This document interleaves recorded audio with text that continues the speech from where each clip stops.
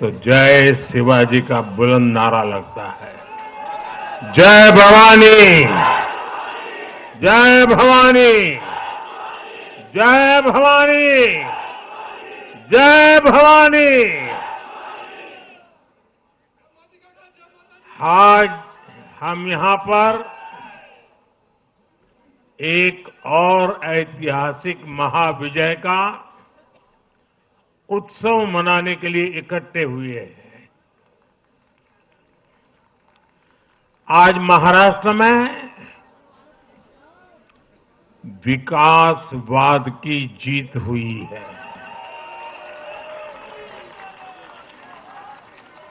महाराष्ट्र में सुशासन की जीत हुई है। महाराष्ट्र में सच्चे सामाजिक न्याय की विजय हुई है। और साथियों, आज महाराष्ट्र में झूठ, छल, फरेब बुरी तरह हारा है।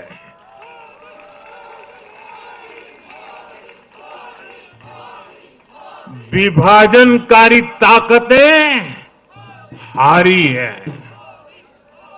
आज नेगेटिव पॉलिटिक्स की पराजय हुई है। आज परिवारवाद की हार हुई है। आज महाराष्ट्र ने विकसित भारत के संकल्प को और मजबूत किया है। मैं देश भर के भाजपा के, एनडीए के सभी कार्यकर्ताओं को बहुत बहुत बधाई देता हूं, उन सबका अभिनंदन करता हूं।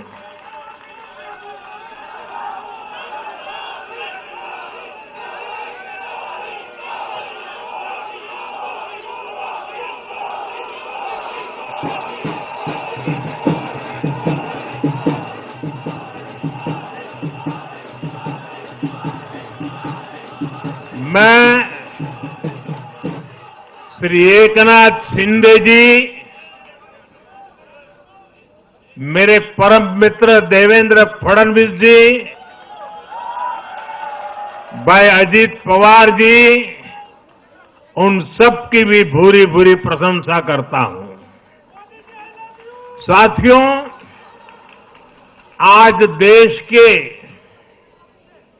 अनेक राज्यों में उपचुनावों के भी नतीजे आए हैं।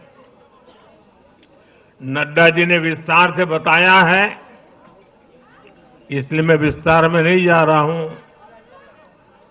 लोकसभा की भी हमारी एक सीट और बढ़ गई है।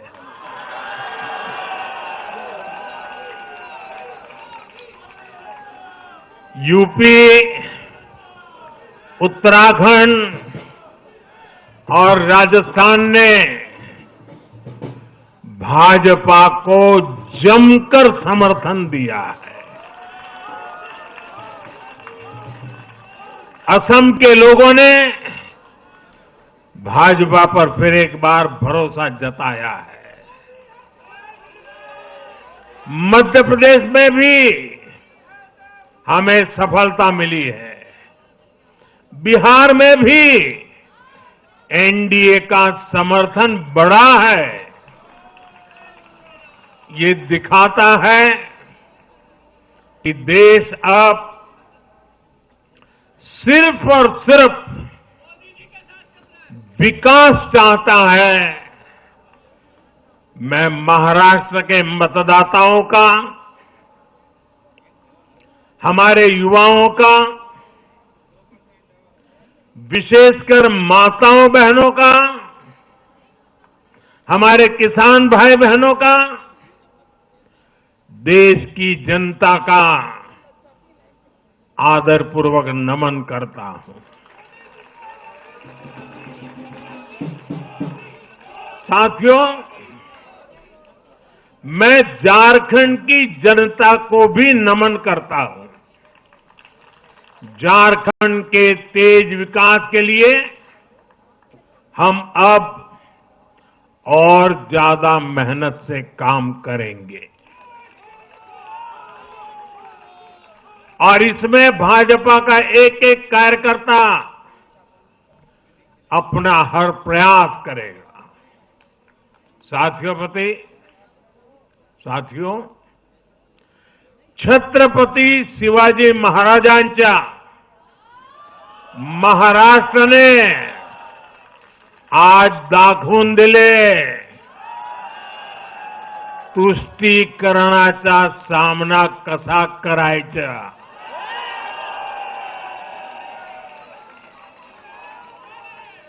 छत्रपती शिवाजी महाराज, शाहूजी महाराज, महात्मा फुले, सावित्रीबाई फुले, बाबासाहेब आंबेडकर, वीर सावरकर, बाळासाहेब ठाकरे ऐसे महान व्यक्तित्वों की धरती ने इस बार पुराने सारे रिकॉर्ड तोड़ दिए।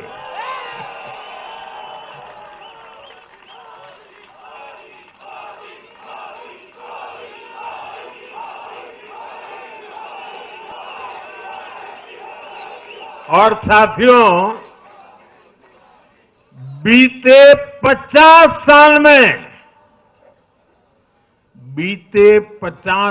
में किसी भी पार्टी या किसी भी प्री पोल अलायंस के लिए ये सबसे बड़ी जीत है 50 साल के बाद।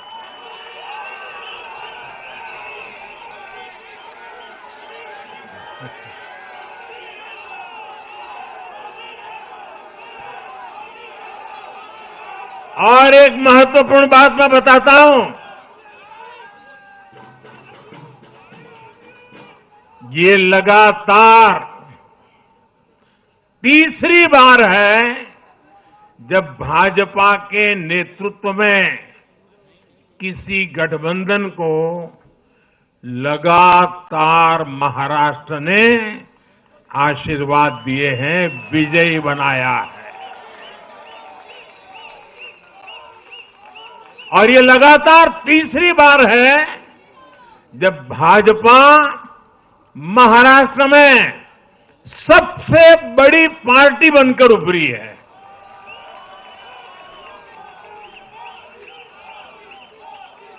साथियों, ये निश्चित रूप से ऐतिहासिक है। ये भाजपा के गवर्नेंस मॉडल पर मुहर है।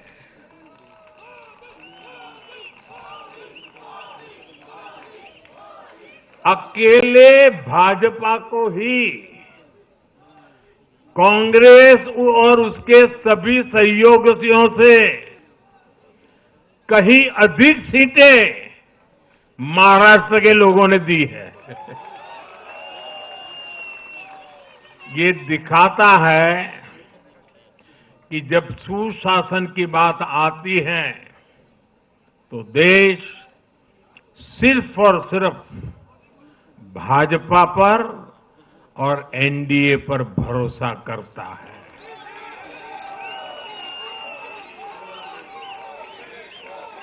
साथियों, एक और बात है जो आपको और खुश कर देगी। महाराष्ट्र देश का छठा राज्य है जिसने भाजपा को लगातार 3 बार जनादेश दिया है।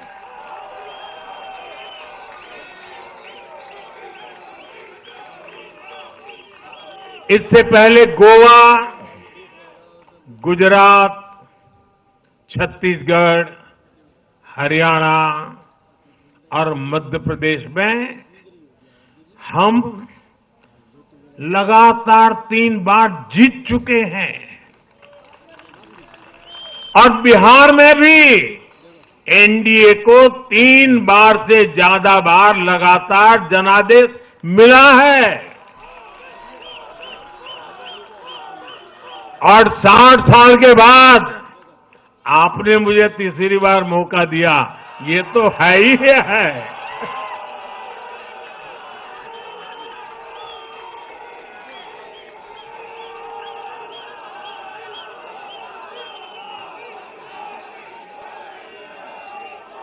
ये जनता का हमारे सुशासन के मॉडल पर विश्वास है और इस विश्वास को बनाए रखने में हम कोई कोर कसर बाकी नहीं रखेंगे।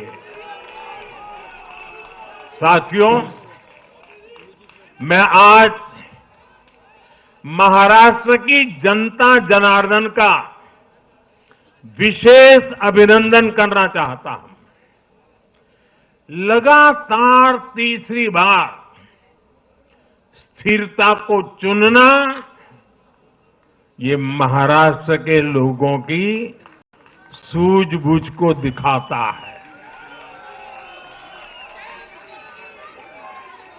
हां, बीच में जैसा अभी नड्डा जी ने विस्तार से कहा था, कुछ लोगों ने धोखा करके अस्थिरता पैदा करने की कोशिश की, लेकिन महाराष्ट्र ने उनको नकार दिया है और उस पाप की सजा मौका मिलते ही दे दी है।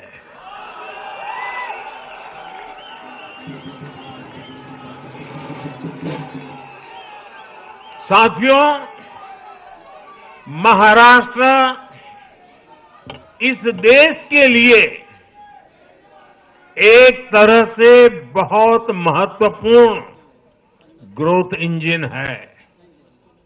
इसलिए महाराष्ट्र के लोगों ने जो जनादेश दिया है, वो विकसित भारत के लिए बहुत बड़ा आधार बनेगा। वो विकसित भारत के संकल्प की सिद्धि का आधार बनेगा। साथियों, हरियाणा के बाद महाराष्ट्र के चुनाव का भी सबसे बड़ा संदेश है एकजुटता। एक है तो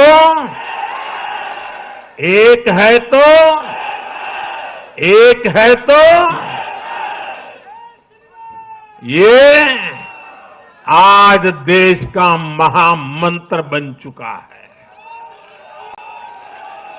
कांग्रेस और उसको इकोसिस्टम, उन्होंने सोचा था कि संविधान के नाम पर झूठ बोलकर, आरक्षण के नाम पर झूठ बोलकर एससी, एसटी, ओबीसी को छोटे छोटे समूह में बांट देंगे। वो सोचते थे सब बिखर जाएंगे। कांग्रेस और उसके साथियों की साजिश को महाराष्ट्र ने सिरे से खारिज कर दिया है।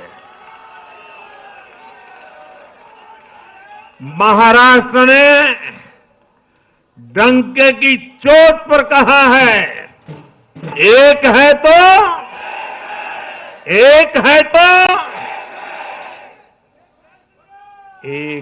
तो सेफ है के भाव ने जाति, धर्म, भाषा और क्षेत्र के नाम पर लड़ाने वालों को सबक सिखाया है, सजा की है।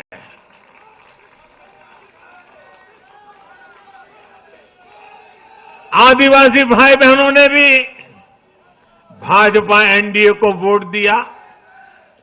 ओबीसी भाई बहनों ने भी भाजपा एनडीए को वोट दिया। मेरे दलित भाई बहनों ने भी भाजपा एनडीए को वोट दिया। समाज के हर वर्ग ने भाजपा एनडीए को वोट दिया।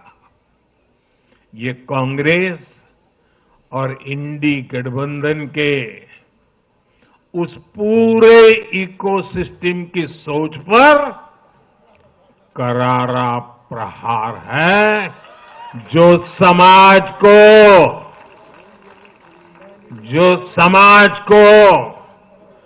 बांटने का एजेंडा चला रहे थे। साथियों, महाराष्ट्र ने एनडीए को इसलिए भी प्रचंड जनादेश दिया है क्योंकि हम विकास और विरासत दोनों को साथ लेकर चलते हैं। महाराष्ट्र की धरती पर इतनी विभूतियां जन्मी है।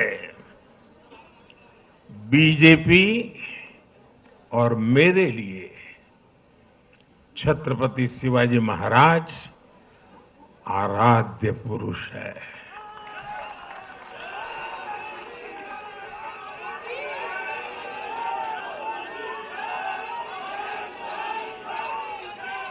धर्मवीर छत्रपति संभाजी महाराज हमारी प्रेरणा है। हमने हमेशा बाबा साहब आंबेडकर, महात्मा फूले, सावित्रीबाई फूले, इनके सामाजिक न्याय के विचार को माना है। यही हमारे आचार में है, यही हमारे व्यवहार में है। साथियों, लोगों ने मराठी भाषा के प्रति भी हमारा प्रेम देखा है। कांग्रेस को वर्षों तक मराठी भाषा की सेवा का मौका मिला, लेकिन इन लोगों ने इसके लिए कुछ नहीं किया। हमारी सरकार ने मराठी को क्लासिकल लैंग्वेज का दर्जा दिया। मातृभाषा का सम्मान, संस्कृतियों का सम्मान और इतिहास का सम्मान हमारे संस्कार में है, हमारे स्वभाव में है।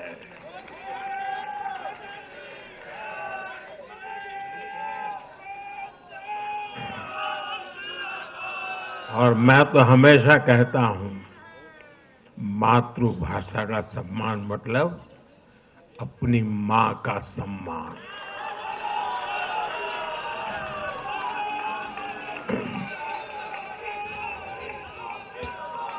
और इसलिए मैंने विकसित भारत के निर्माण के लिए लाल किले की प्राचीर से पंच प्राणों की बात की। हमने इसमें विरासत पर गर्व को भी शामिल किया। जब भारत विकास भी और विरासत भी इसका संकल्प लेता है तो पूरी दुनिया इसे देखती है।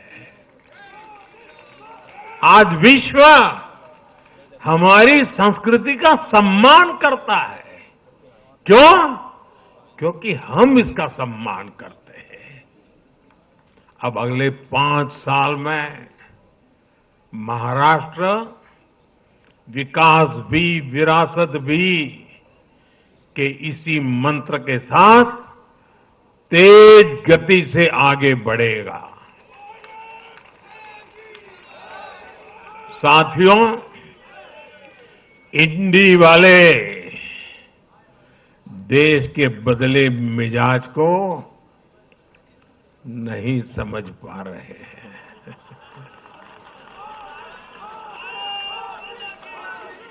ये लोग सच्चाई को स्वीकार करना ही नहीं चाहते। ये लोग आज भी भारत के सामान्य वोटर के विवेक को कम करके आंकते हैं। देश का वोटर, देश का मतदाता अस्थिरता नहीं चाहता। देश का वोटर नेशन फर्स्ट की भावना के साथ है। जो कुर्सी फर्स्ट का सपना देखते हैं, उन्हें देश का वोटर पसंद नहीं करता। साथियों, देश के हर राज्य का वोटर दूसरे राज्यों की सरकारों का आकलन भी करता है। वो देखता है कि जो एक राज्य में बड़े बड़े प्रॉमिस करते हैं, उनकी परफॉर्मेंस दूसरे राज्य में कैसी है। महाराष्ट्र की जनता ने भी देखा कि कर्नाटका, तेलंगाना और हिमाचल में कांग्रेस सरकारें कैसे जनता से विश्वासघात कर रही है। ये आपको पंजाब में भी देखने को मिलेगा।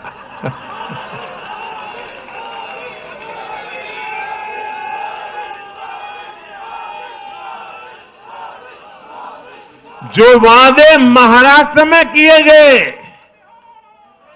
उनका हाल दूसरे राज्यों में क्या है। इसलिए कांग्रेस के पाखंड को जनता ने खारिज कर दिया है। कांग्रेस ने जनता को गुमराह करने के, इसके लिए जो दूसरे राज्यों के अपने मुख्यमंत्री तक मैदान में उतारे, तब भी इनकी चाल सफल हो नहीं पाई। इनके ना तो झूठे वादे चले और ना ही खतरनाक एजेंडा चला। साथियों, आज महाराष्ट्र के जनादेश का एक और संदेश है। पूरे देश में सिर्फ और सिर्फ एक ही संविधान चलेगा।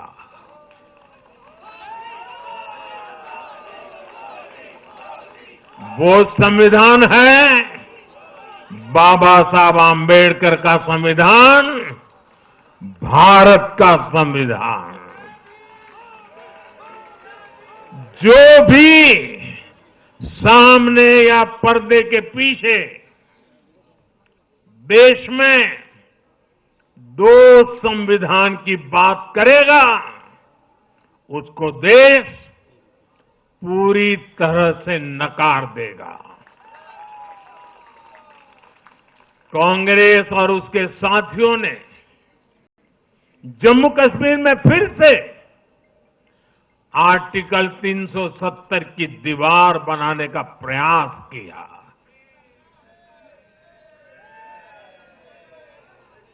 वो संविधान का भी अपमान है।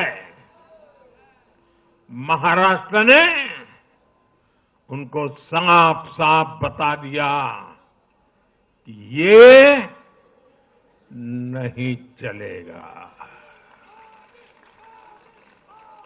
अब दुनिया की कोई भी ताकत, और मैं कांग्रेस वालों को कहता हूं, कान खोल के सुन लो,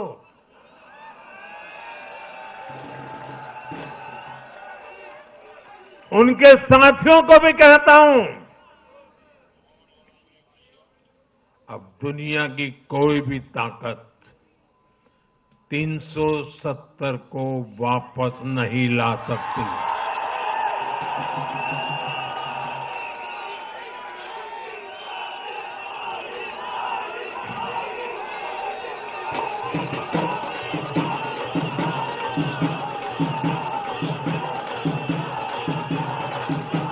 साथियों, महाराष्ट्र के इस चुनाव ने इंडी वालों का या गाड़ी वालों का दो मुहा चेहरा भी देश के सामने खोल करके रख दिया है।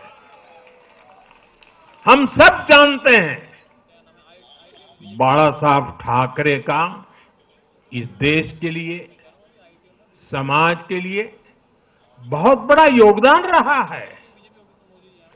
कांग्रेस ने सत्ता के लालच में उनकी पार्टी के एक धड़े को साथ में तो ले लिया, तस्वीरें भी निकाल दी, लेकिन कांग्रेस का कोई नेता बाला साहब ठाकरे की नीतियों की कभी भी प्रशंसा नहीं कर सकती। और इसलिए मैंने अघाड़ी में कांग्रेस के साथी दलों को चुनौती दी थी कि वो कांग्रेस से बाला साहब ठाकरे की नीतियों की तारीफ में कुछ शब्द जरा बुलवा करके दिखाएं। आज तक वो ये नहीं कर पाए हैं। मैंने दूसरी चुनौती वीर सावरकर जी को लेकर के दी थी। कांग्रेस के नेतृत्व ने लगातार पूरे देश में वीर सावरकर का अपमान किया है, उन्हें गालियां दी है।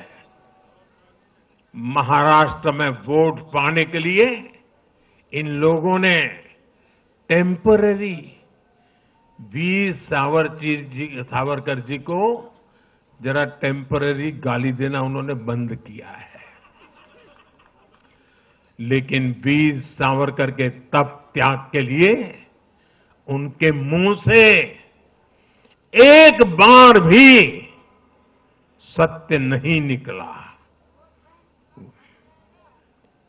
और यही इनका दो मुहापन है। ये दिखाता है कि उनकी बातों में कोई दम नहीं है। उनका मकसद सिर्फ और सिर्फ वीर सावरकर को बदनाम करना है। साथियों, भारत की राजनीति में अब कांग्रेस पार्टी परजीवी बनकर रह गई है।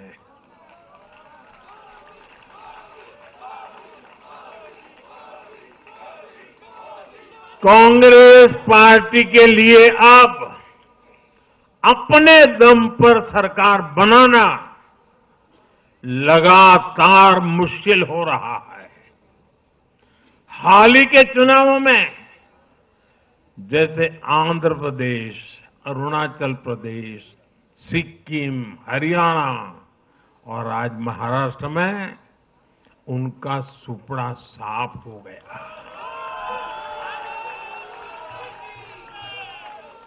कांग्रेस की घिसी पीटी विभाजनकारी राजनीति फेल हो रही है, लेकिन फिर भी कांग्रेस का अहंकार देखिए।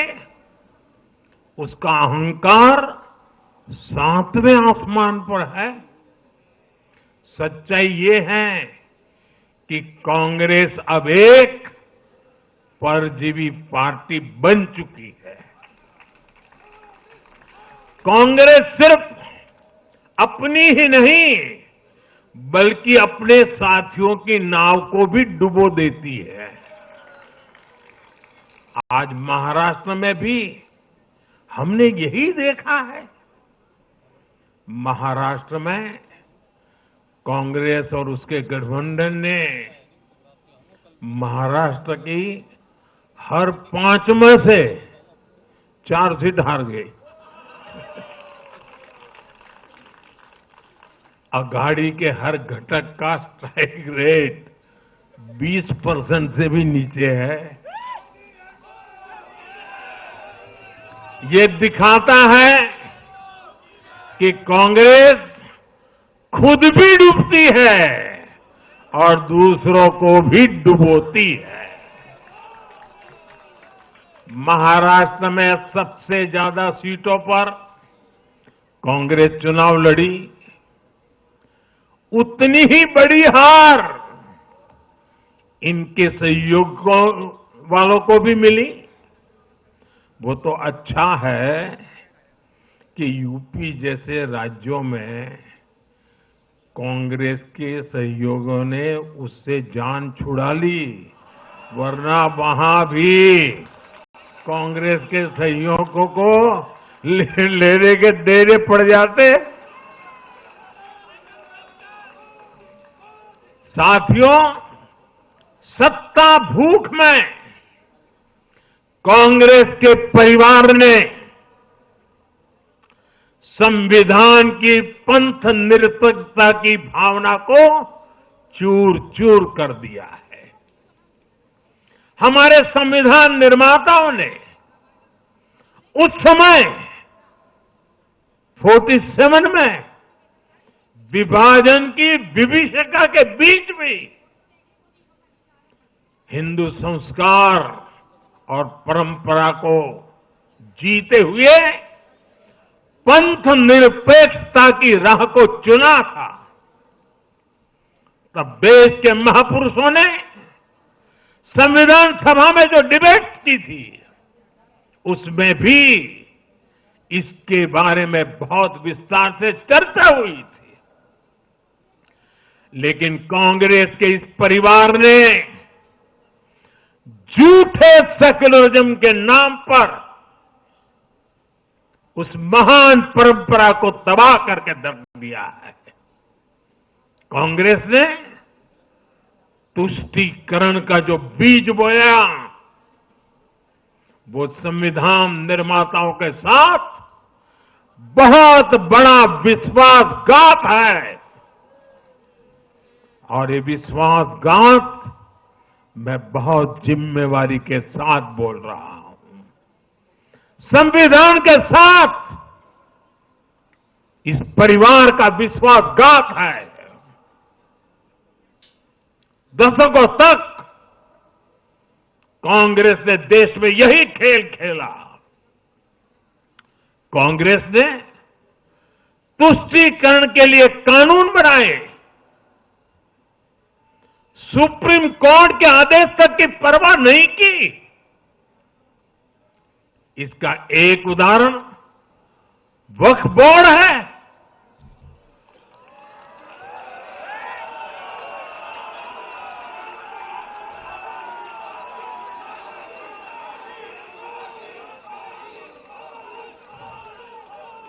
दिल्ली के लोग तो चौंक जाएंगे। हालात ये थी कि 2014 में इन लोगों ने सरकार से जाते जाते दिल्ली के आसपास की अनेक संपत्तियां वक्फ बोर्ड को सौंप दी थी।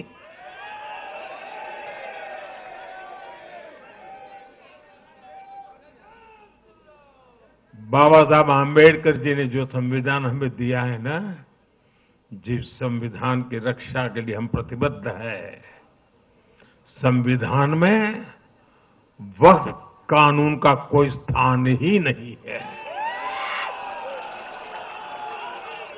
लेकिन फिर भी कांग्रेस ने तुष्टीकरण के लिए वक्फ बोर्ड जैसी व्यवस्था पैदा कर दी। ये इसलिए किया गया ताकि कांग्रेस के परिवार का वोट बैंक बढ़ सके। सच्ची पंथ निरपेक्षता को कांग्रेस ने एक तरह से मृत्यु दंड देने की कोशिश की है।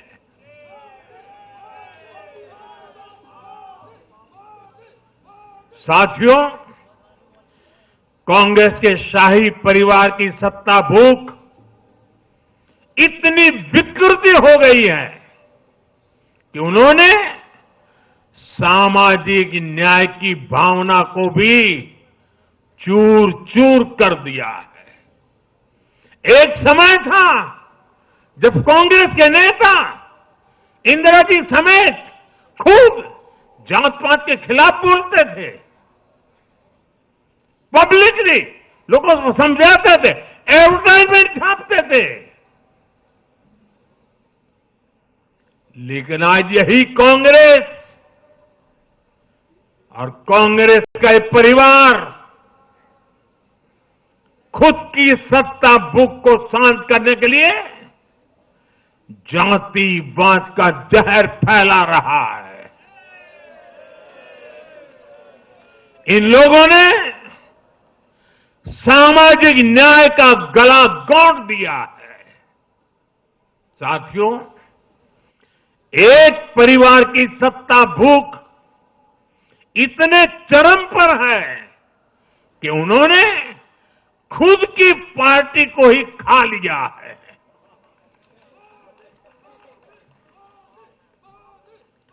देश के अलग अलग भागों में कई पुराने जमाने के कांग्रेस कार्यकर्ता हैं, पुरानी पीढ़ी के लोग हैं जो अपने जमाने की कांग्रेस को ढूंढ रहे हैं। लेकिन आज की कांग्रेस के विचार से, व्यवहार से, आदत से उनको ये साफ पता चल रहा है कि ये वो कांग्रेस नहीं है। इसलिए कांग्रेस में आंतरिक रूप से असंतोष बहुत ज्यादा बढ़ रहा है। उनकी आरती उतारने वाले भले आज इन खबरों को दबा के रखे, लेकिन भीतर आग बहुत बड़ी है। असंतोष की ज्वाला भड़क चुकी है। सिर्फ एक परिवार के ही लोगों को कांग्रेस चलाने का हक है। सिर्फ वही परिवार काबिल है, दूसरे नाकाबिल हैं। परिवार की सोच ने, इस जीत ने कांग्रेस में एक ऐसा माहौल भी बना दिया कि किसी भी समर्पित कांग्रेस कार्यकर्ता के लिए वहां काम करना मुश्किल हो गया है। आप सोचिए, कांग्रेस पार्टी की प्राथमिकता आज सिर्फ और सिर्फ परिवार है। देश की जनता उनकी प्राथमिकता नहीं है। और जिस पार्टी की प्राथमिकता जनता न हो, वो लोकतंत्र के लिए बहुत ही नुकसानदायी होती है। साथियों, कांग्रेस का परिवार सत्ता के बिना जी नहीं सकता। चुनाव जीतने के लिए लोग कुछ भी कर सकते हैं। दक्षिण में जाकर उत्तर को गाली देना, उत्तर में जाकर के दक्षिण को गाली देना, और विदेश में जाकर देश को गाली देना।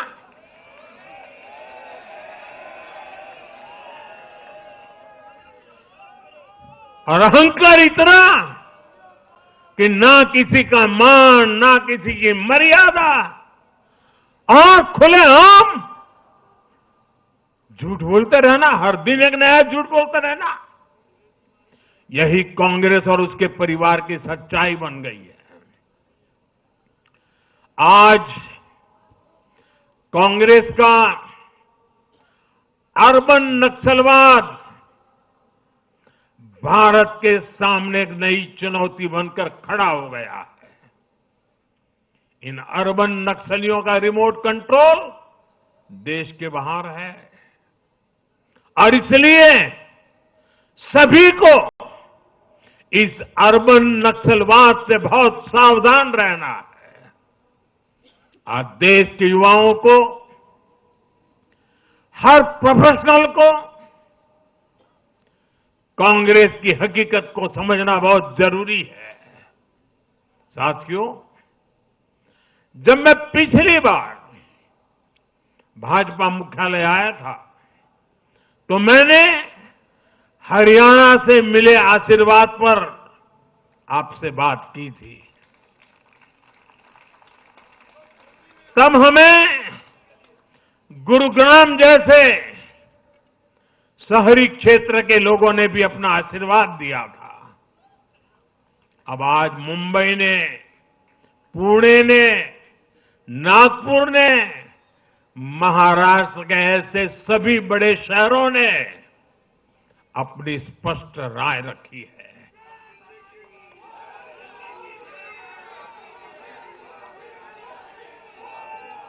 शहरी क्षेत्रों के गरीब हो, शहरी क्षेत्रों के मिडिल क्लास हो, हर किसी ने भाजपा का समर्थन किया है और एक स्पष्ट संदेश दिया है। यह संदेश है आधुनिक भारत का, विश्व स्तरीय शहरों का। हमारे महानगरों ने विकास को चुना है, आधुनिक इंफ्रास्ट्रक्चर को चुना है और सबसे बड़ी बात, उन्होंने विकास में रोड़े अटकाने वाली राजनीति को नकार दिया है। आज बीजेपी हमारे शहरों में ग्लोबल स्टैंडर्ड के इंफ्रास्ट्रक्चर बनाने के लिए लगातार काम कर रही है। चाहे मेट्रो नेटवर्क का विस्तार हो, आधुनिक इलेक्ट्रिक बसें हो, कोस्टल रोड और समृद्धि महामार्ग जैसे शानदार प्रोजेक्ट हो, एयरपोर्ट का आधुनिकीकरण हो, शहरों को स्वच्छ बनाने की मुहिम हो, इन सभी पर बीजेपी का बहुत ज्यादा जोर है। आज का शहरी भारत ईज ऑफ लिविंग चाहता है और इन सब के लिए उसका भरोसा बीजेपी पर है, एनडीए पर है। साथियों, आज बीजेपी देश के युवाओं को नए नए सेक्टर्स में अवसर देने का प्रयास कर रही है। हमारी नई पीढ़ी इनोवेशन और स्टार्टअप के लिए माहौल चाहती है। बीजेपी से ध्यान में रखकर नीतियां बना रही है, निर्णय ले रही है। हमारा मानना है कि भारत के शहर विकास के इंजन है। शहरी विकास से गांवों को भी ताकत मिलती है। आधुनिक शहर नए अवसर पैदा करते हैं। हमारा लक्ष्य है कि हमारे शहर दुनिया के सर्वश्रेष्ठ शहरों की श्रेणी में आए और बीजेपी एनडीए सरकारें इसी लक्ष्य के साथ काम कर रही है। साथियों, मैंने लाल किले से कहा था कि मैं 1 लाख ऐसे युवाओं को राजनीति में लाना चाहता हूं जिनके परिवार का राजनीति से कोई संबंध नहीं। आज एनडीए के अनेक ऐसे उम्मीदवारों को मतदाताओं ने समर्थन दिया है। मैं इसे बहुत शुभ संकेत मानता हूं। साथियों, अरे चुनाव आएंगे जाएंगे, लोकतंत्र में जय पराजय भी चलती रहेगी, लेकिन भाजपा का, एनडीए का ध्येय सिर्फ चुनाव जीतने तक सीमित नहीं है। हमारा ध्येय सिर्फ सरकार बनाने तक सीमित नहीं है। हम देश बनाने के लिए निकले हैं। हम विकसित भारत बनाने के लिए निकले हैं। भारत का हर नागरिक, एनडीए का हर कार्यकर्ता, भाजपा का हर कार्यकर्ता दिन रात इसमें जुटा है। हमारी जीत का उत्साह हमारे इस संकल्प को और मजबूत करता है।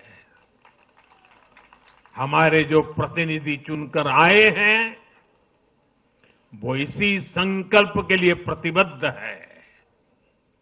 हमें देश के हर परिवार का जीवन आसान बनाना है। हमें सेवक बनकर, और ये मेरे जीवन का मंत्र है, हमें सेवक बनकर देश के हर नागरिक की सेवा करनी है। हमें उन सपनों को पूरा करना है जो देश की आजादी के मतवालों ने भारत के लिए देखे थे। हमें मिलकर विकसित भारत का सपना साकार करना है। सिर्फ 10 साल में हमने भारत को दुनिया की 10वीं सबसे बड़ी इकोनॉमी से दुनिया की 5वीं सबसे बड़ी इकोनॉमी बना दिया।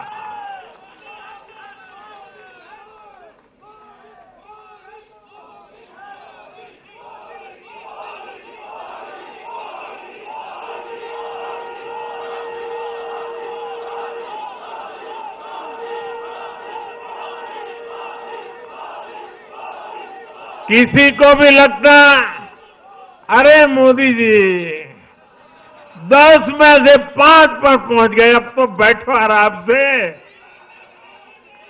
आराम से बैठने के लिए मैं पैदा नहीं हुआ।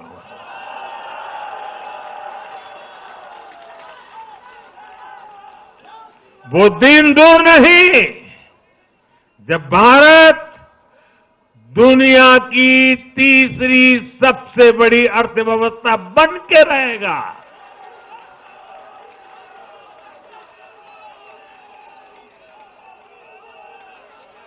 हम मिलकर आगे बढ़ेंगे, एकजुट होकर आगे बढ़ेंगे तो हर लक्ष्य पाकर रहेंगे। इसी भाव के साथ एक है तो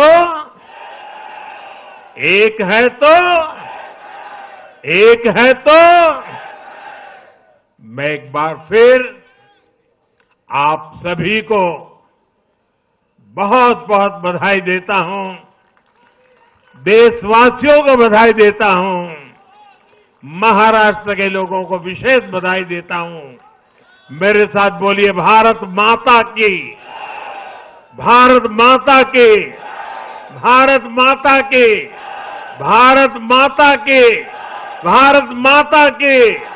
वंदे वंदे वंदे वंदे वंदे वंदे वंदे वंदे। बहुत बहुत धन्यवाद।